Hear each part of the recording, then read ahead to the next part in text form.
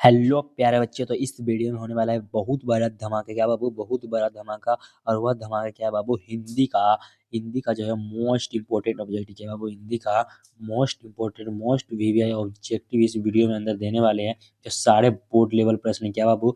सारे जो है वो बोर्ड लेवल प्रश्न है, बोर्ड एग्जाम में लड़ने वाला प्रश्न है। तो आप लोग एक भी क्वेश्चन मिस नहीं कीजिएगा और आप लोग फटाफट से अपना कलम कॉपी लेकर बैठ जाइए, ताकि सारे प्रश्न इसमें जो होने वाला है वो बोर्ड लेवल का प्रश्न होने वाला है। तो इस वीडियो को अंत तक देखिए और चलिए करते हैं क्या हिंदी का मोस्ट वीवीआई ऑब्जेक्टिव। ओके बाबू, इस वीडियो में हम करेंगे कुल 35 प्रश्न, जिसमें से होगा कम से कम इसमें से 25 प्रश्न आप लोगों को सही करके जो है वह दिखाना है। ओके, तो चलिए हम पहले नंबर प्रश्न की ओर चलते हैं। तो यहाँ पर हमारा पहला नंबर प्रश्न क्या कह रहा है कि पंडित चंद्रधर शर्मा गुलेरी की कहानी है। पंडित चंद्रधर शर्मा जी गुलेरी जी की कहानी है, वह कौन है बाबू? तो आप लोगों को पता होगा, वो है उसने कहा था। क्या बाबू? उसने कहा था जो कहानी है वो पंडित चंद्रधर शर्मा गुलेरी जी द्वारा लिखा गया है। तो यहाँ पर राइट आंसर हो जाएगा ऑप्शन नंबर डी। ओके, हमारा 2 नंबर प्रश्न यहाँ पर क्या कर रहा है, ध्यान से देखिएगा कि गुलेरी जी ने गुलेरी जी ने कुल कितनी कहानियां लिखी। कि गुलेरी जी जो है वह कुल कितने कहानियां लिखे थे? तो बाबू कुल 3 कहानियां लिखे थे। क्या बाबू? कुल 3 कहानियां लिखा था गुलेरी जी, आप लोग याद रखिएगा, कुल 3 कहानियां लिखे थे। यहाँ पर राइट आंसर हो जाएगा ऑप्शन नंबर सी। यहाँ पर देखिए 3 नंबर प्रश्न हमारा क्या कह रहा है कि उसने कहा था किस प्रकार की कहानी है। उसने कहा था जो कहानी है बाबू, वह किस प्रकार की कहानी है, जो कौन लिखे थे बाबू? तो ये आप लोगों को पता है कि चंद्रता शर्मा गुलेरी जो लिखे हुए थे, उसने कहा था कहानी, वह किस प्रकार की कहानी है?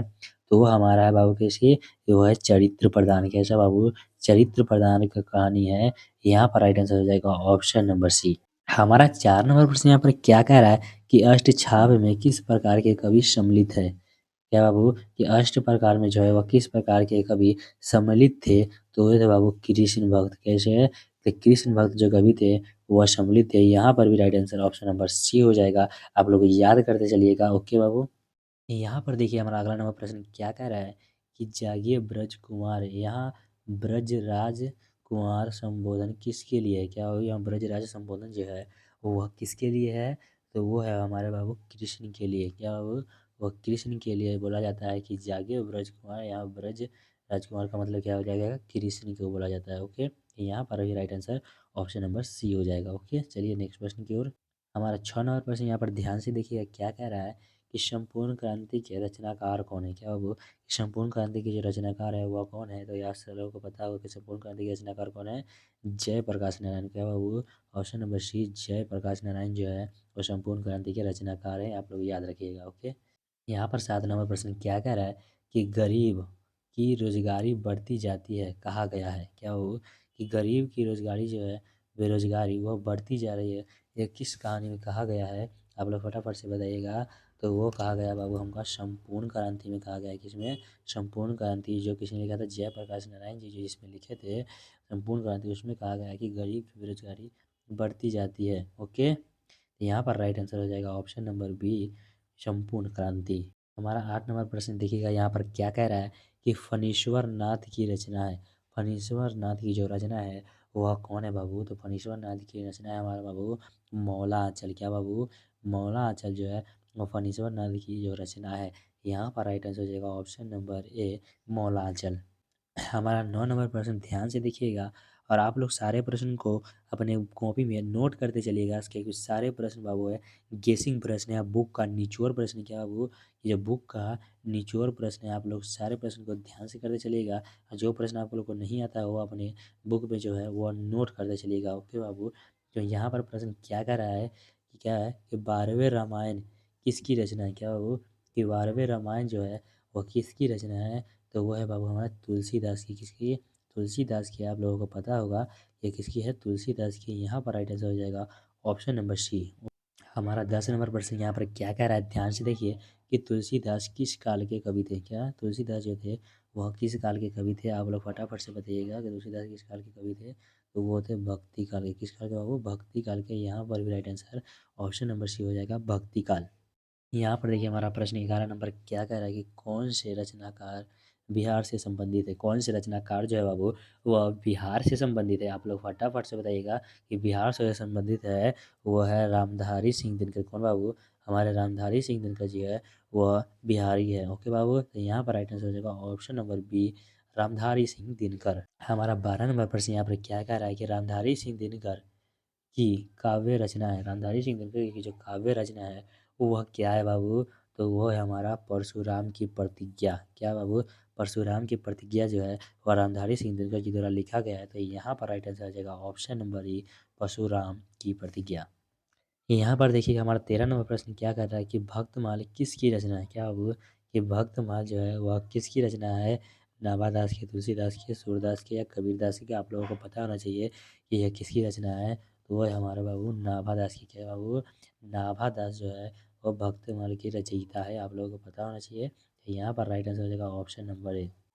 हमारा 14 नंबर प्रश्न यहाँ पर क्या कह रहा है कि रामधारी सिंह दिनकर की कौन सी रचना है? क्या बाबू? कि रामधारी सिंह दिनकर जो है उनकी कौन सी रचना है? आप लोग बताइएगा। तो रामधारी सिंह दिनकर की जो रचना है वो है बाबू रस्म रथी। कौन बाबू?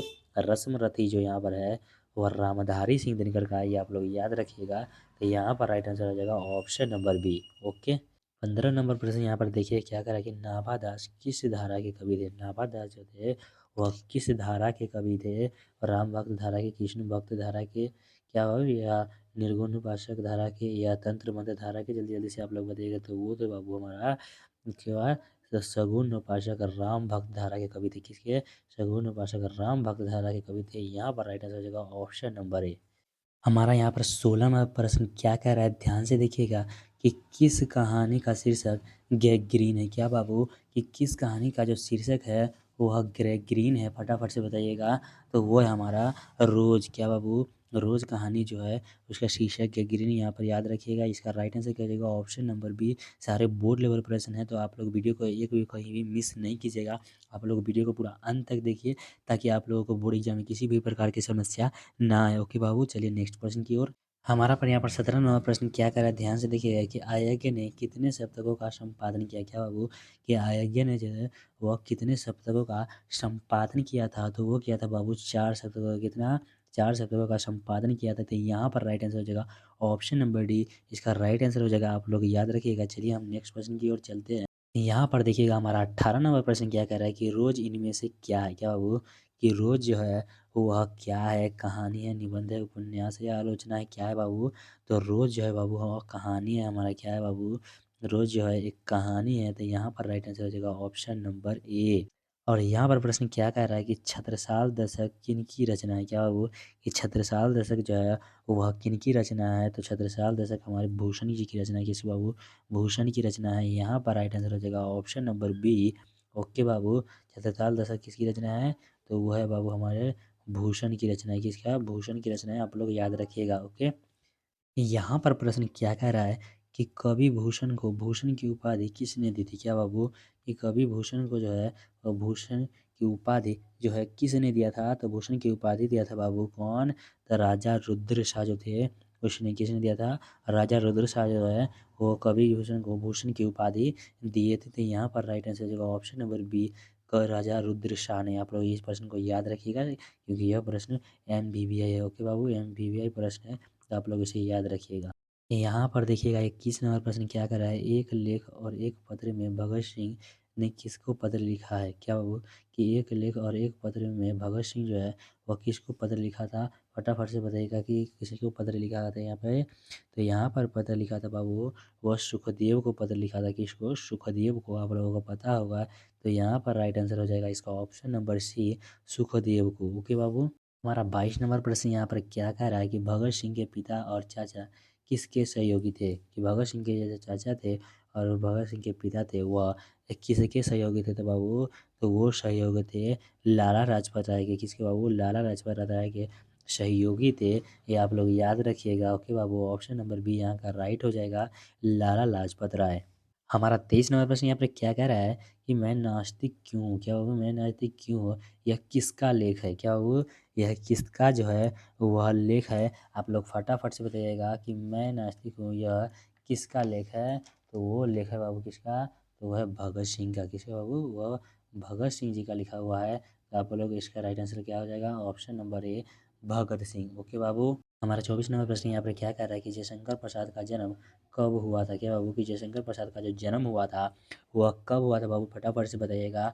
तो वो हुआ था बाबू हमारा सन 1889 ईस्वी में। क्या बाबू, सन 1889 ईस्वी में जो है वह जयशंकर प्रसाद जी का जन्म हुआ था 1889 ईस्वी में। यहाँ पर राइट आंसर हो जाएगा ऑप्शन नंबर बी। आप लोग याद करते चलिएगा। ओके बाबू। यहाँ पर 25 नंबर प्रश्न क्या कह रहा है कि जयशंकर प्रसाद का महाकाव्य है। क्या बाबू कि जयशंकर प्रसाद का जो महाकाव्य है वह क्या है बाबू, फटाफट से बताइएगा कि जयशंकर प्रसाद का जो महाकाव्य है वह क्या है। तो आप लोगों को पता होगा जयशंकर प्रसाद का महाकाव्य है वो कामायनी है। क्या बाबू, कामायनी है जो है वो जयशंकर प्रसाद का महाकाव्य है। ओके, यहाँ पर राइट आंसर हो जाएगा ऑप्शन नंबर ए कामायनी। यहाँ पर देखिए 27 नंबर प्रश्न क्या कह रहा है कि बहाव में प्रयुक्त प्रत्यय है। क्या बाबू कि बहाव में जो प्रत्यय है वह क्या है, बहाव का जो प्रयुक्त प्रत्यय है वह क्या होता है। तो वो होता है बाबू आओ, बहाव। तो क्या होगा, बहाव। क्या बाबू, बहा प्लस वो, आओ, बहाव। जब आप लोग पढ़ के देखिएगा तो यहाँ पर आओ टूट रहा है तो क्या होगा यहाँ पर, वह एक अलग शब्द हो गया या प्रत्यय एक अलग शब्द हो जाता है। इसका लास्ट वाला क्या हो जाएगा, आओ। तो इसका राइट आंसर क्या हो जाएगा, बहाव का आओ। यहाँ पर राइट आंसर होगा ऑप्शन नंबर ए। ओके, यहाँ पर देखिए हमारा 28 नंबर प्रश्न क्या कह रहा है कि घर का पर्यायवाची शब्द है। क्या बाबू, जो घर का जो होता है वह पर्यायवाची शब्द क्या होता है। तो घर का पर्यायवाची आप लोगों को पता होगा वो होता है बाबू निकेत होता है। क्या बाबू, घर का पर्यायवाची होता है निकेत। यहाँ पर राइट आंसर होगा ऑप्शन नंबर ए। ओके बाबू। यहाँ पर देखिए 29 नंबर प्रश्न हमारा क्या कह रहा है कि दत्ते का पर्यायवाची नहीं है। क्या हो कि दत्ते का जो है वो पर्यायवाची इनमें से कौन जो है वह नहीं है। तो दत्ते का पर्यायवाची शुरारी होता है या तुधान होता है या रजनीचर होता है, लेकिन सूर्य जो है वह दैत्य का पर्यायवाची नहीं होता है। तो यहाँ पर इसका राइट आंसर हो जाएगा ऑप्शन नंबर ए सूर्य, जो दैत्य का पर्यायवाची नहीं होता है। ओके बाबू। यहाँ देखिए 30 नंबर प्रश्न क्या कह रहा है कि लोक का विलोम है। क्या वो जो लोक का जो विलोम है वो वह क्या है। तो लोक का विलोम होता है बाबू परलोक होता है। क्या बाबू, लोक का जो विलोम होता है वह परलोक होता है। तो यहाँ पर राइट आंसर हो जाएगा ऑप्शन नंबर ए परलोक। हमारा 31 नंबर प्रश्न क्या कह रहा है कि आकाश का विलोम है क्या है। कि आकाश का विलोम है मतलब आकाश का जो विलोम है बाबू वह क्या है। तो आकाश का विलोम होता है बाबू, आप सब लोगों को पता होगा, पाताल। क्या बाबू, आकाश का विलोम क्या होता है, पाताल होता है।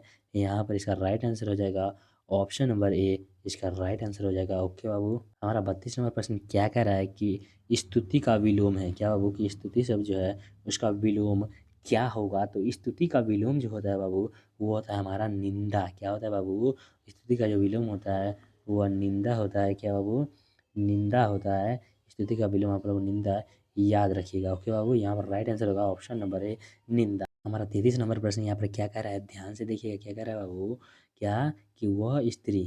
क्या बाबू, जो वह स्त्री जिसके पति ने त्याग दिया है के लिए एक शब्द है। वह स्त्री जिसके पति ने त्याग दिया है उसके लिए एक शब्द हम क्या बोल सकते हैं। तो उसके लिए हम क्या बोलते हैं बाबू, उसको बोलते हैं प्रत्यक्षता। क्या बाबू, प्रत्यक्षता बोलते हैं। इसका राइट आंसर हो जाएगा ऑप्शन नंबर सी प्रत्यक्षता। वह स्त्री जिसके पति ने त्याग दिया उसे क्या बोलेंगे, प्रत्यक्षता। इसका राइट आंसर हो जाएगा ऑप्शन नंबर सी। यहाँ पर देखिए 34 नंबर प्रश्न क्या कह रहा है कि बिन पलक गिराए एकटक देखते रहना के लिए एक शब्द है। क्या बाबू कि बिना पलक गिराए एकटक देखते रहना के लिए हम क्या बोल सकते हैं। एक शब्द उसके लिए क्या होता है, जो बिना पलक गिराए एकटक देखता है उसके लिए क्या बोलते हैं हम। तो उसे बोलते हैं बाबू अनिमेष। क्या बोलते हैं बाबू, उसको बोलते हैं अनिमेष बोला जाता है। क्या बाबू, अनिमेष उसको बोला जाता है। आप लोग याद रखिएगा उसको हम क्या बोलते हैं, अनिमेष बोला जाता है। तो इसका राइट आंसर क्या हो जाएगा ऑप्शन नंबर बी। यहाँ पर 35 नंबर प्रश्न देखिएगा क्या कह रहा है कि अंगार उगलने का अर्थ क्या होता है। अंगार जो उगलना है उसका अर्थ क्या होता है बाबू, आग लगाना, गाली देना या भयंकर गर्मी या कठोर वचन कहना। फटाफट से आप लोग बताइएगा कि आग उगलना मुहावरे का जो अर्थ होता है बाबू वह क्या होता है। तो वो होता है हमारा बाबू कठोर वचन कहना। कोई अगर कठोर वचन कह देना है तो हम क्या बोलते हैं, आग उगल रहा है। तो इसका राइट आंसर क्या होगा, कठोर वचन कहना जो है इसका राइट आंसर हो जाएगा ऑप्शन नंबर डी। तो आप लोग जल्दी जल्दी से बताइए कि आप लोगों को यह वीडियो कैसा लगा। और आप लोगों को किसी प्रकार का डाउट हो तो आप लोग कमेंट करके पूछ सकते हैं। अगर आप लोगों को सब्जेक्टिव भी चाहिए तो आप लोग उसके लिए भी कमेंट कर सकते हैं। ऐसे अगर आप लोगों को वीडियो अच्छा लगा तो वीडियो को लाइक कीजिए एंड चैनल को सब्सक्राइब करें, ताकि अगले के वीडियो आप लोगों को फटाफट से मिलते रहें। तब तक के लिए जय हिंद।